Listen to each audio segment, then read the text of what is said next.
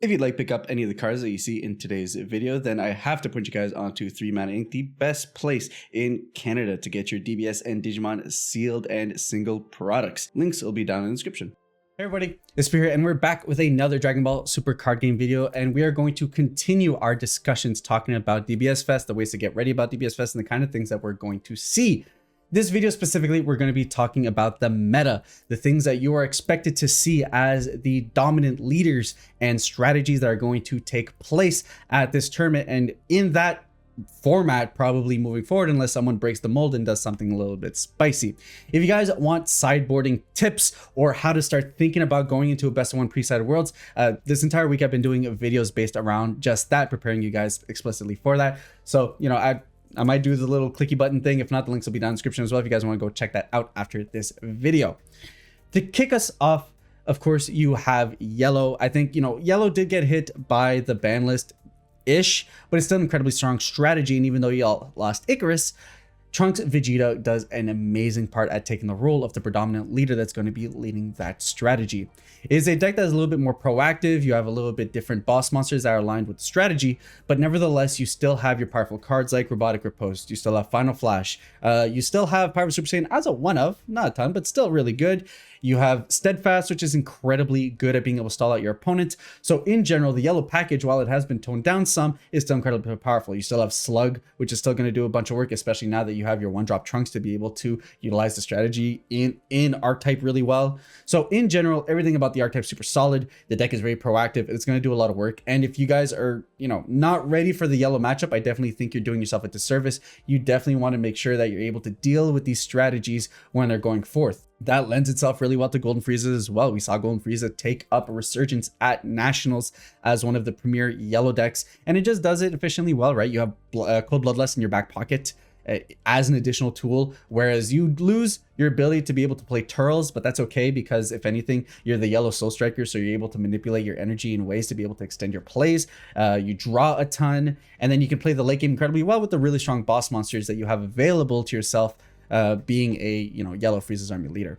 So when we're talking about things that we've seen in previous metas, those are definitely something that you're going to have to keep yourself in mind going into this one.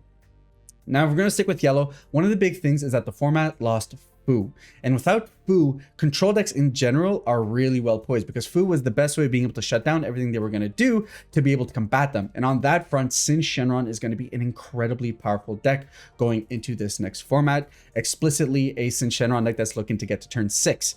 Effectively, once you get to turn 6, Sin Shenron is able to get effectively +7 every single turn, not of hand advantage, but of being able to reestablish their board over and over and over again, turn after turn. So if you let Sin Shenron be able to get to turn 6, you are on such a heavy back foot to be able to come back from that game, especially considering all their aggressive cards also tend to double as cards that rest your cards when they come into play, negate their abilities, are big massive blockers. So you're gonna have to keep in mind that this is one of those strategies that only got better with this, especially in the best of one pre-side world, where they're able to tech in the cards that allow to extend their defenses. You know, it's a deck that can just flat out run Oceanus and prevent U7 from being able to pop off if you're not aware of that or careful for it. So those are the real big decks that you want to be careful for in terms of control, because they're going to be around and they're things you're going to have to consider are probably going to be really strong forces going into this kind of like no way to punish slow decks meta. Finally, in terms of yellow, you do have the Goku Black Wish deck. Incredibly solid deck. It's more of a blue-yellow deck than just a pure yellow deck for the most part. However, it is still incredibly powerful. You get a big hand draw. Your boss monster has a really powerful Aegis ability that can shut down what your opponent does and is probably going to be seen in big numbers. Even if the power level of the deck wasn't phenomenal, I think the population size of how much people just love Goku Black and have been asking for a Goku Black deck for a really long time is probably going to level up or pump up the numbers that we're going to see for this deck. So I expect it to be in good high numbers just because people are really, you know, rearing to be able to play another Goku Black deck, especially on the fact that it's solid and it plays the solid blue yellow package that we know of. Speaking about blue yellow, Soul Striker is the premier blue leader going into this format, and there's a multitude of builds you can expect. Predominantly, there's either blue yellow, where you're kind of leaning on the blue yellow gods, as well as the god unison to be able to get a bunch of fun tap, as well as being able to gain a bunch of momentum on your opponent, versus the blue red, which you're being more aggressive. You have more proactive attacks. You also have the burn combo available to yourself in being able to use the invoker cards. So you have to be aware of that as well, right? If you're going up against a Soul Striker, there are a couple of builds that you're going to be looking forward to, and they kind of do play differently. So the best of luck rolling those dice on knowing what your opponent is playing. But Soul Striker is going to be represented in big numbers, if not going to be held back by the fact that you can just pre-side in your blue silver bullets. So that's something that, you know, you're going to have to take into account, and is definitely something you're going to have to sideboard into, because I think it's going to be showing itself in big numbers.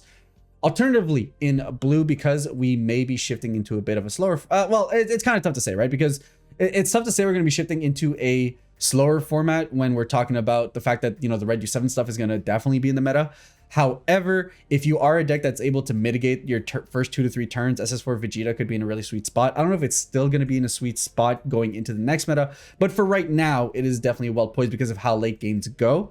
Especially since Fu isn't a thing now to kind of shut down your entire deck. I think SS4 Vegeta could definitely do some work. It's a bit more of a rogue pick. So I'm going to have a rogue deck video coming out after this one, and this one will probably end up being on both lists, but kind of living that, like, it's the blue deck that's not Soul Striker that might actually be represented at a decent amount. So I'm going to include it here as well as the rogue video, because it kind of fits in on both slots there. Red U7 is going to be huge next format. It's incredibly strong. They're getting a ton of powerful tools. They're getting an incredibly strong boss monster in the form of the Goku SR as well as the Vegeta SCR. It's an incredibly powerful deck that has great tempo. It has great removal. It honestly does a lot of things incredibly well. And that's across all 3 leaders, whether you're talking about Gohan, whether you're talking about Goku, or whether you're talking about Vegeta, especially now that red control is viable. Because Fu's no longer in the format, you don't just hard loose your opponent Fuing you, which means you can definitely go late game, and they have some incredible late game options now available to them. So on that front, I think red U7 across the board, no matter which leader you use, is going to be there in big numbers. And I think a lot of players are going to be jumping around trying to decide how explicitly they're going to go and tackle the format using this strategy. And it could be across all 3 leaders, and they're all incredibly good, and it's definitely 100% going to be represented. Every day I keep hearing people talk about red U7. It can lean aggro. If you're going to see the Goku leader, it's probably leaning more aggro because you want to be more explosive. It can also be more laid back like Gohan, like Vegeta, but they definitely have the ability to be able to press you if you think they're going to hit back and not really do anything. So you have to be careful, and those are definitely 100% going to be strategies that are going to be live during DBS Fest. Going into black, you know, we have Gogeta. Gogeta probably still going to see play for a good number. I think people, you know, the deck's still solid, it still does what it does, even with the post-ban list hits. It's not the end of the world. But of course, they get a new leader in the form of Trunks, and Trunks is more consistent. It's not as high ceiling, I want to say, as Gogeta, but it definitely has an easier time being able to develop its game plan, and it's not as reliant on insane mills to be able to get there. So with that said, you know, those black strategies are very similar. They play very similar cards. You're going to play the thwarting package. You're going to do what you're going to do. However, you know, the shift in leaders isn't all that different. For in general, you're going to be dealing with that same game plan. A lot of people love their black strategies. It's still incredibly powerful. Turn 1 thwarting is still incredibly oppressive when they see it. So those are definitely strategies you're gonna have to take into account for. And then just be careful that Trunks can play the slower game, right? You can awaken at a high life total, and then you're gonna have to deal with an aggressive leader that also awakened really early. So just be mindful that that is something that the deck can do, and you're gonna have to be careful about going into a format dealing with that. So we have a bevy of strategies that are trying to go either incredibly late game or try and flex you really fast. And it's honestly, it's the Wild West right now.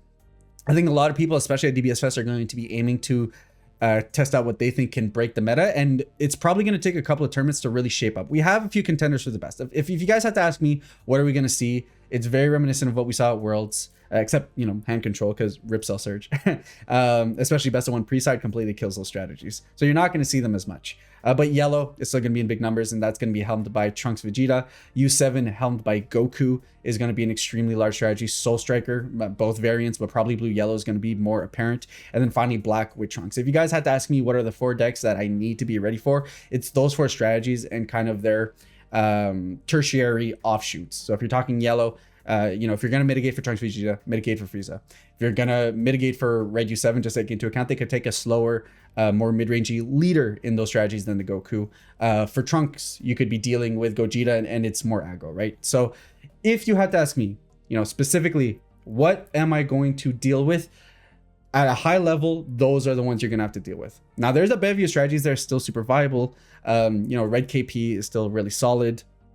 Hatch, some people are going to play them. There's some archetype decks that can do some stuff. You know, King Cold is still up there. I'm going to talk about those specifically when we talk about the rogue strategies in the next video. But for this one specifically, guys, that's the meta you have to prepare for. Those are the things you're going to have to do. So how do we deal with those? Well, if you look at the sideboard guide, there's a number of things. If you're going up against yellow, they build wide boards. Kami is going to be incredibly solid for that. Red U7 can't afford to be milled out. Oceanus is basically a baby Hatch in that matchup. You know, black, just bring in some more protective cards if you can mitigate their first couple of turns. They wean off a little bit. Now, that's not to say you're guaranteed winning if you're getting to turn 4, but you have a much higher chance if you're able to wean off their aggro early. And that's the way you're going to have to think about those matchups, guys. Those are the expected leaders that you're going to have to see going into DBS Fest. Now, of course, like I said, there's going to be another rogue video, but if you guys think I missed any staple decks that are for sure going to represent themselves, then let me know in the comments down below. If you guys like this video, give it a thumbs up. Hey, if you dislike it, thumbs down works too. If you want to watch more videos, guys, this week we're doing all the coverage on DBS Fest and everything we're going to expect going to the next meta. Subscribe button's in the corner. And with that said, I'll catch you guys on the next one.